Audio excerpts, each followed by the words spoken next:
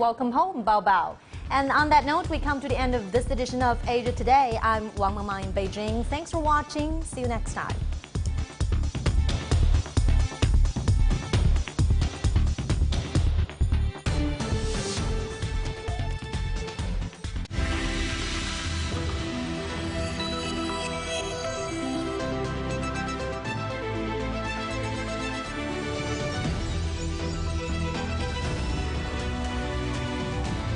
This is CGTN, China Global Television Network.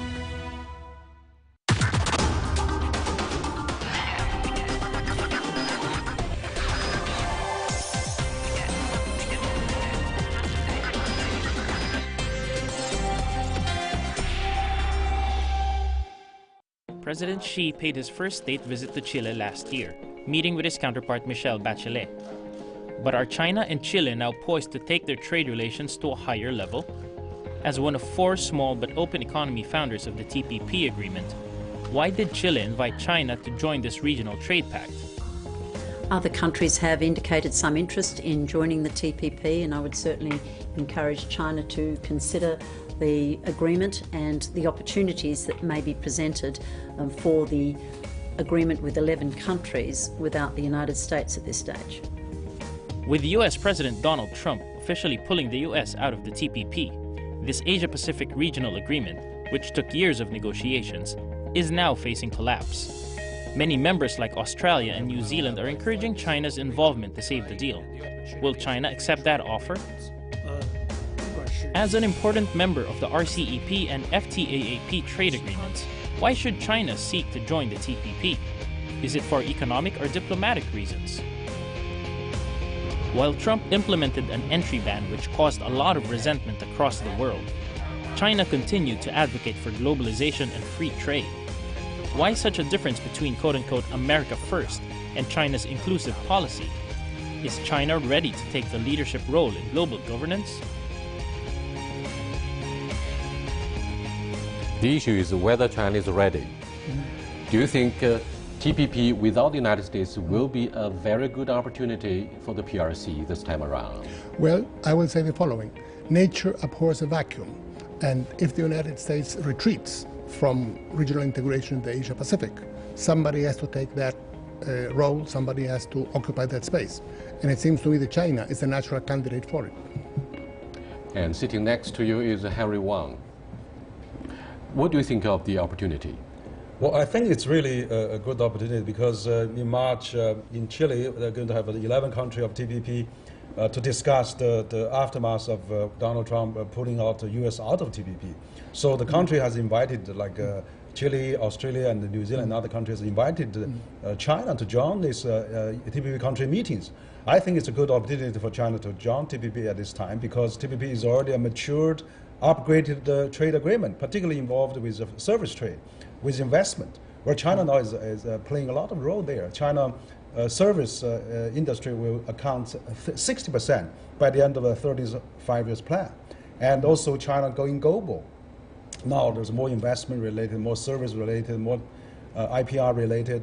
So by having TPP agreement, it's a low-hanging fruit for China to participate and to enjoy the benefit, and a consensus reached in terms of promoting the trade, particularly about the service trade for China, which is the future growth. I think that in the past, China manufacturing goods movement, China was done the best, but now that has been shifting to many other countries. The future thriving part is in the service trade, and TPP provides a good value for that. Yes. Chile is a thriving mid-sized Latin American economy with especially strong trade ties to China. It is also a founding member of the original grouping of 4 countries from which the Trans-Pacific Partnership emerged. China and Chile already engaged in a free trade agreement, and Chinese travelers to Chile just set a record number for visits in 2016. So, we have an equivalent of perhaps of TPP. That is what is called the RCEP. Do you think these two things could be interchangeable? Well, I don't think they could be interchangeable. In some ways, they are very different animals, as it were. But what we think, and that has been our experience, Chile is a country that has the largest number of free trade agreements of any country in the world. We have something like 25 free trade agreements with 65 countries. Our experience has been that one cannot be too orthodox in this. We experiment. We are willing to look for new ways in which we can promote free trade.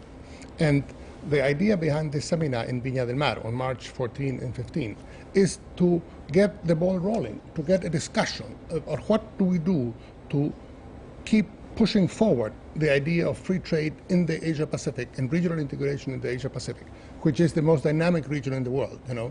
We are told that by 2050, half of the world's product will be in Asia.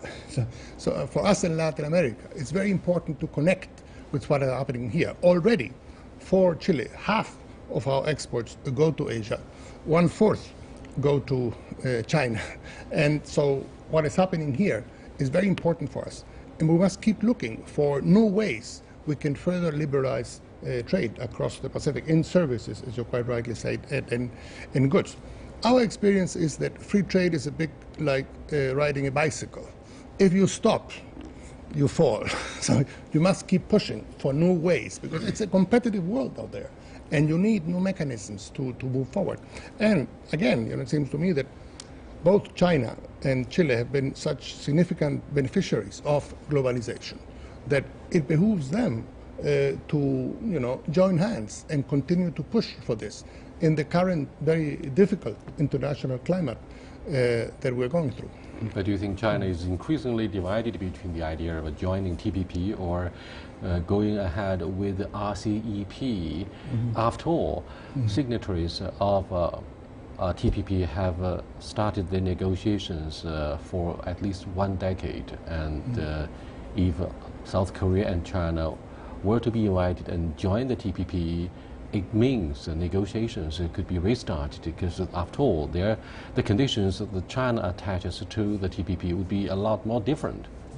Well, I think there's two issues. I think you're talking about time. The TPP, finally, the final negotiating part is about 5 years, but China has been always latecomer in trade. For example, a trade agreement. We joined the WTO after several decades of WTO existence.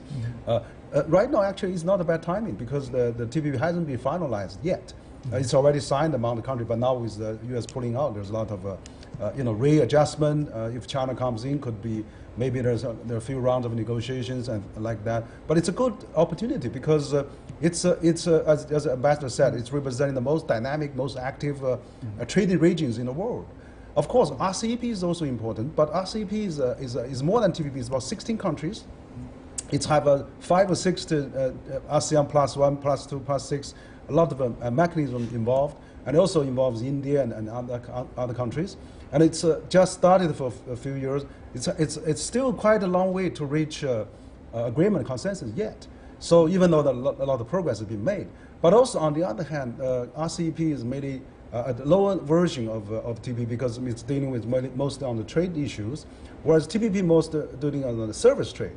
For example, intellectual property rights, which China needs that, like Huawei and Lenovo and those countries going global now needs IPR protections, like insurance going global. A lot of Chinese insurance companies going global, banking industry, trade, service trade, including freight, shipping, tourism. So TPP is dealing with a lot of it. Also, reform of SOEs and but I'm afraid there's yet one more major challenge for China if it is to decide to join the TPP. That is the agricultural subsidy. I think this is also an issue for Malaysia and Vietnam. The other challenge for China is Japan, which might get in the way and prevent China from joining the TPP, because the two countries are geopolitical on loggerheads. What do you think of this major factor that may... Sure. Well, it seems to me that the countries that have signed the TPP are very much invested in it succeeding. So that is a very powerful incentive. And if China were to join, which may or may not happen, it seems to me that that would create, a situation in which most of the current signatures would be very much in favor of it and would that's my assessment, would set aside other concerns. The basic thing here is to keep the momentum going of regional integration in the Asia Pacific. At the Lima summit, APEC summit that President Xi attended, the feasibility report of the FTAAP was delivered. But that is still a long way away, just a feasibility report. By the time this is negotiated, who knows what can happen. So we need some action now. That, it seems to me, is the challenge that we have. I agree with what Ambassador said, because President Xi Jinping has actually reiterated at Lima summit, APEC summit, about FTAAP, free trade among Asia Pacific countries. And that is actually an idea of APEC proposed a long time ago. China has reiterated that. And so by having a TPP and also RCEP, it can be paved the way for the future FTAAP consolidate that and into tangible and reachable results. So if you just have RCEP and exclude TPP countries, maybe for FTAAP it may not be a good way to reach that. So I think it's really good to have both TPP and RCEP combined, and in the future that can support FTAAP, which is much greater, more long-term free trade agreement. Yeah, the main thing is to look at these things not in either or, but in a way, that's right, they complement each other. Our experience, Chilean experience in this has been, the main thing is that you keep looking for new ways in which you can foment and promote free trade. It can be bilateral agreements, it can be plurilateral agreements, it can be multilateral agreements, but I don't see any incompatibility between moving forward, say, on the TPP and on the RCEP. They each move at their own pace. It's sort of variable geometry, if you will. You talk about the agriculture and other possibility that may hinder China from joining, but look, if Vietnam, can meet the criteria, can meet the standards of TPP, I'm sure China is much ahead of Vietnam, and also some of the obstacles that we're talking about in TPP could be the future benefit of China, for IPR issues, for environment issues, for the environment, labor issues, and all those things which China in the future will have to come up. So just like we joined WTO, there's a lot of voice against that. But once we join WTO, we see the benefit. So TPP is an upgrade version of a WTO and could bring a lot of future dividend for China. Now, the other very interesting thing, it seems to me, about the TPP membership, it's sheer variety. It brings together countries from 3 different continents: Asia, Australasia, and the Americas, and developed countries, developing countries, and, as in World Bank parlance, transition economies, like the one in Vietnam. So this is quite remarkable. We had never seen something like this, because it shows that those countries, no matter what their political and economic system, these are countries that realize that the way forward is free trade and opening up. I believe Beijing must be doing I believe Beijing must be doing its own homework about whether we would finally enter into the TPP, depending on the terms. Initially, the United States wanted to resume the negotiation for TPP under the Obama administration in the hope that geopolitically China could be excluded. Because in his presidential debate for the second term, President Obama said famously, unless China is following up the rules, it would be our adversary. And that means it's the United States that writes the rules, not China.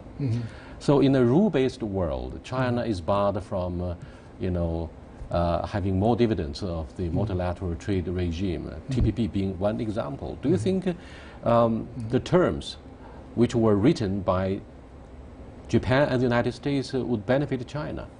Well, I still think that TPP originated not actually from the U.S. It was originated from Chile, New Zealand, Brunei, Singapore, and those countries. And then all those countries participate. Of course, U.S. was participate later on, but of course, I think you're right. Former President Obama said, "Don't let China write rules," which is exactly now the reason why China should now join in, because China can contribute to the rules making. Because TPP now, you have to be effective unless the TPP accounts for 60% of all the member countries. If China is not in, U.S. is not in, this is not going to be work. So I think that even the Japanese Prime Minister Abe said some time ago that he welcomes China joint. 2 years ago he said Yeah. so, China is welcome. But I doubt whether he said Well, so half-heartedly or wholeheartedly. Prime Minister of Everybody Australia. knows that the two countries have been But I at think, loggerheads. it's always a negotiation. Just like China joined WTO, we have the 15 years of negotiation, of GATT and later on WTO. So at least this is already a low-hanging fruit. It's reached a consensus about a lot more advanced trade terms, service trade particularly, on the international. It's a product of mankind. It's a new advanced trade mechanism reached by 12 countries. The core issue here, I'm afraid, is whether China should assume the leadership during the absence of the United States from the TPP, or indeed from the Asia-Pacific region, because President Donald Trump has been accused by his political rivals and by the U.S. allies of beating a retreat from the world center stage, and China is likely to fill in because President Xi Jinping delivered the keynote speech in Davos, safeguarding free trade and globalization. He was hailed as a hero in safeguarding globalization. So in this case, do you think China would be dragged into this competition for world leadership, screaming and kicking, or it's just the other way around? Well, as I said earlier, I think nature abhors a vacuum. And if other powers retreat, and particularly in the Asia Pacific, not just globally, particularly in the Asia Pacific, if China doesn't step in, who would? So my take is quite straightforward. Perhaps the greatest beneficiary of globalization has been China, and that has come because of opening up, because of liberalized trade, mostly in goods, and now services are up. So he has a chance to continue on that path, as opposed to sort of staying put and waiting for things to sort out themselves, which generally they don't. So I think it's a great opportunity for China's leadership.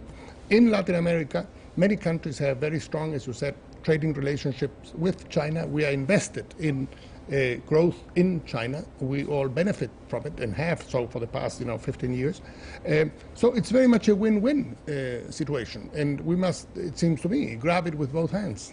I think, Henry, you are right. I mean, when you talk about President Xi, the famous speech in Davos, basically he's call for openism, call for liberalization of globalization, and China has been already at high attention of the world now for pro-globalization.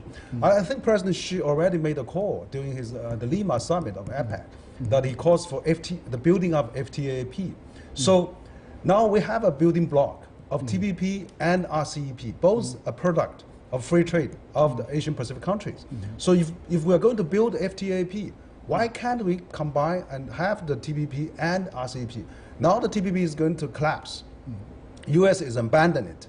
So the countries of Chilean, Australian, New Zealand, many countries are looking for China to join in and also to play an active role of the globalization.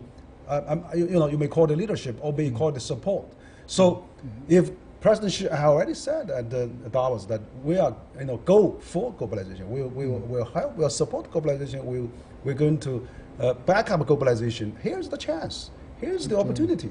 And it's a low-hanging fruit there. It's actually, as the ambassador said, it goes to, along with the Chinese value of pro-globalization. China has been the biggest beneficiary of globalization, of open trade. Since China joined WTO, China GDP has gone up 7 times. Now that dividend is gone, is disappearing. Now there's a new dividend is coming up. It's TPP that we should really grasp that. Thank you very much. You are watching Dialogue with Ambassador Jorge Heiner, the Chilean ambassador to China, and Henry Wang Huyao, president of Center for China and Globalization. We've been discussing whether China should join the TPP during the absence of the United States, because Donald Trump rejected this idea of TPP and wanted to replace it with something of his own. We'll be back in a short while. Stay with us, please.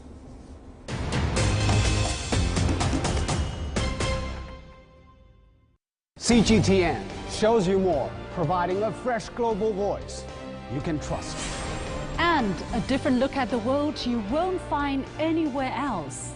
We offer unparalleled coverage of Asia, Africa, and Latin America. We present diverse perspectives on news and newsmakers from around the world. We want to engage our viewers with stories that represent the complete picture. We want to share with you ideas that matter to us all. The stories, the people, the issues. A new and balanced perspective. CGTN. See the difference.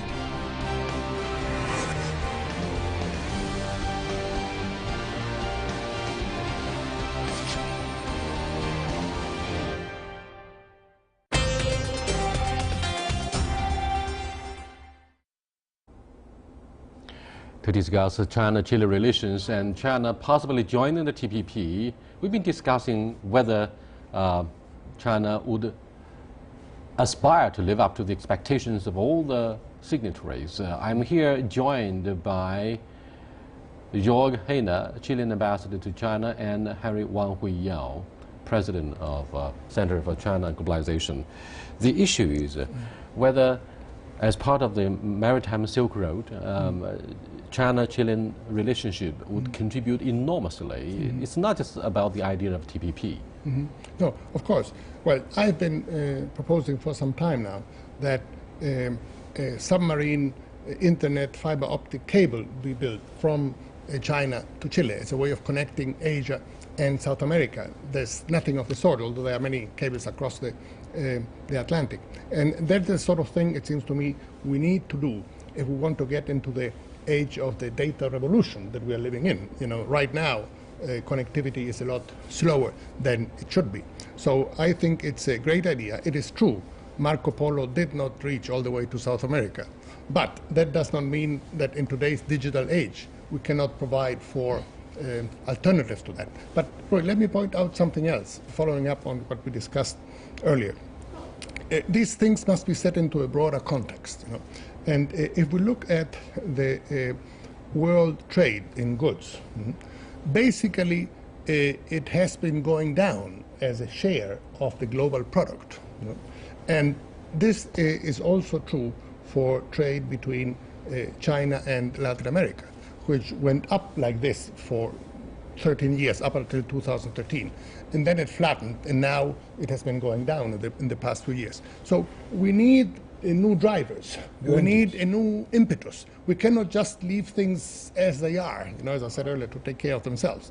And this is why it seems to me that this idea of having a discussion on regional integration in the Asia-Pacific that will be held in Viña del Mar in Chile on March 14-15 is so significant. And the entity that is putting it together is the Pacific Alliance, which brings together in Chile. Chile is the pro tempore chair, and Peru and Colombia and Mexico.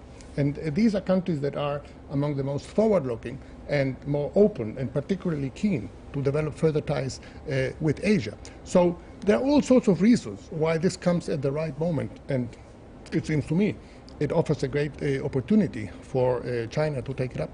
Well, I noticed that there was a surge in agricultural exports to China last year between Chile and our country. However, you spoke of the lack of interconnectivity when it comes to the construction of a maritime cable.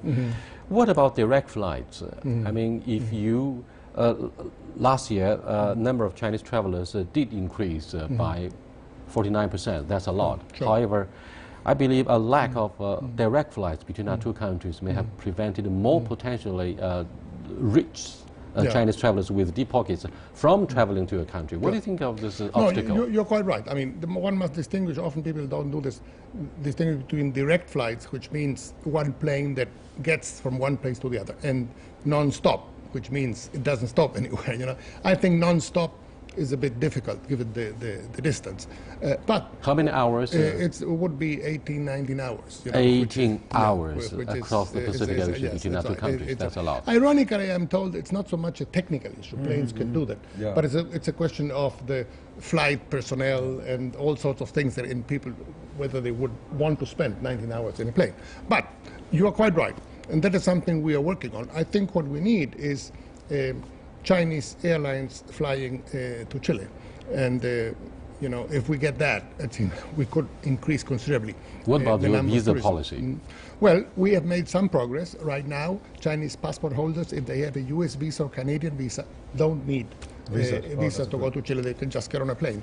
And we want to expand that to other countries, and I'm working on that. And the other thing that has happened, I would like to think that has helped as well. Right now, we don't charge for Chinese tourist visas, and China doesn't charge for Chilean tourists. But it would be a good idea to have these 10-year multiple entry visa like China had with US, with Canada, with Australia, with Singapore, with Israel. I'm all for it. Yeah, so it would be great. We're knocking down those barriers. Yes. Chile has good knocking down all those trade barriers. Now we need to knock down the people movement People barriers. to people. No, the reason why I mentioned the visa policy or direct flights is that we live in an age of globalization. It means a free flow of human capital, product, service, ideas in particular. Of course. And that means, you know, when you look at this year, 2017 is an election year for some of the major European countries like Germany and France. We saw the rise of outer-right movement, and one of the major proposals, policy options for them was to reject immigration and the free flow of people across the border. Now, do you think China is ready, or do you think Japan, which is known for having a homogeneous population and nationality, would reject the free movement of human resources? And therefore, what we call the TPP or regional integration would come to no avail, because the idea of immigration is being rejected by more and more protectionist leaders and populist leaders. Well, actually, you know, one of the aspects of TPP is dealing with that, the free movement of the people. I think we are in a globalization of after the goods movement, after the capital movement, now it's the people movement. For example, today there's 20,000 people moving back and forth between US and China, and there's another 20,000 moving back and forth between Europe and China.